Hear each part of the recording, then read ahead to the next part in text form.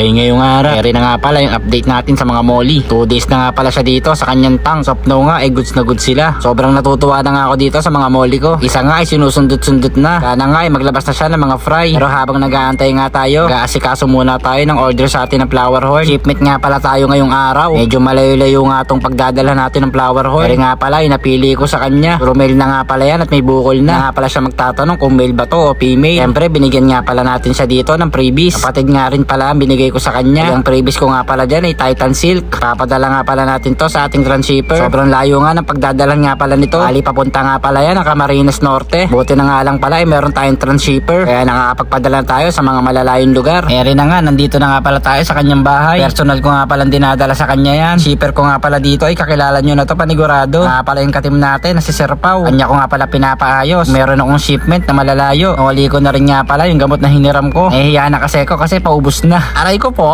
Hindi na bibisitahin muna natin yung kanyang barak. Medyo matagal-tagal na rin kasi kung di nakakapunta sa kanila. Sisilipin natin yung kanyang bagong barak. Marami daw kasi dadagdag dito ng mga tank. Pagpasok mo pa lang ng baraks niya, aquarium agad ang bubungad sa'yo. Marami nga daw siya ipapakita sa atin dito mga isda. Kasi nga daw matagal tayong hindi nakapunta. Kay Ere, pinakita sa akin ni Sir Pao. Sali nga daw yan sa GOC. Yan ko nga daw, sobrang laki na ng ulo. Yan nga pala yung panlaban niya sa grooming challenge. Sali nga daw siya sa Pusabe. Bali 3 grooming challenge nga pala yung sinalihan niya. Ito ngang mapupula daw ay mga kasali sa GOC. Sana nga daw ay makabingwit siya kahit isa. Pinaglaanan nga daw ng oras at effort. Kaya napansin ko nga, medyo nilulumot nga pala yung aquarium ni Sir Pao. Hindi ko na rin ito makita ng maayos. Kaya sumideline muna ako sa kanya dito maglinis ng mga tank niya. Sayang naman kasi yung isda kung hindi ko makikita. May walang hamo, kay ganda ng isda, hindi ko naman makita. Kaya Ere, kinudkud ko maigi. Para makita ko naman kung anong laman ni Re. Ere na nga pala ang itsura nung tank niya after kong linisan. May diba, tingnan nyo, kay ganda ng isda. May sayang kung hindi pe-flex. May walang hamo, kay ganda nga ng isda ni Sir Pao dito. May partida pa nga daw, hindi niya pa raw natututukan niya. Hindi, may pinapakita sa akin si Sir Pao. Pitch nga raw pala niya dito ay may sakit. Tinamaan nga daw ng white spot. Sabi nga raw, ititigan ko mabuti para mas makita ko.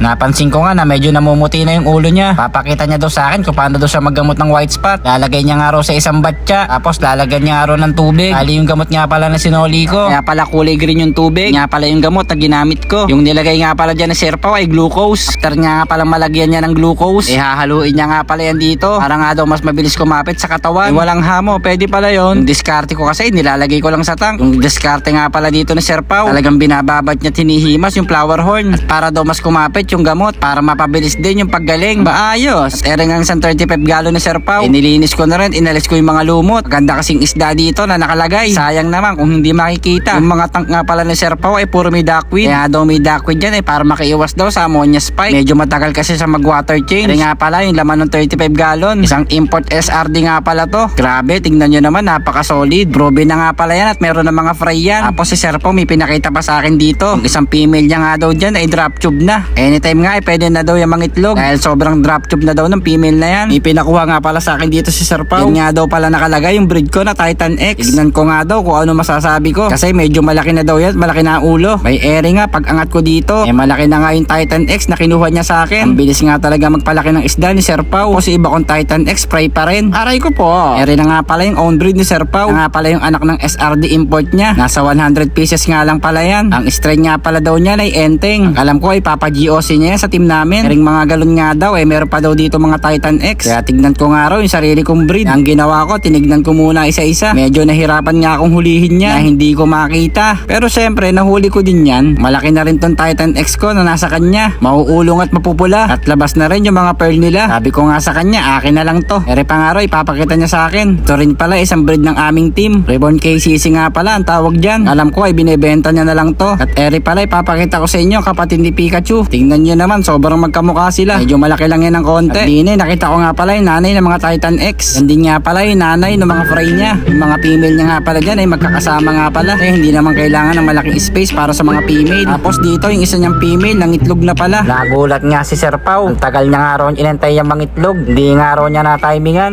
Sayang pa naman at ang dami niyang nilabas na itlog. Hinayang nga dyan si Sir Pao. Kaya nang hinayang na rin ako. Libre sana naman akong fry. Kaya nga pala yung arwana ni Sir Pao. Obi nga pala yung pangalan niya. Regalo nga daw sa kanya nung kasal niya. Tapos yung regalo ko nga pala sa kanya, sticker ko lang. Swerte! Pogi nga pala, may ari niyan. Hindi nga pala, pinapakita nga pala sa akin ni Sir Pao kung paano nga siya mag water change. Yan nga palang gamit niya, yung automatic. Kahit anong oras, pwede nga daw niyang iwan yan. Kusa nga palang namamatay yan pag umabot na doon sa may parang baso. By hayahay ang buhay. Kaya ere, sabi ko, uwi na ako. Para ako naman yung mag-water change sa bahay. Pa-ship mo na yung padala ko sa'yo.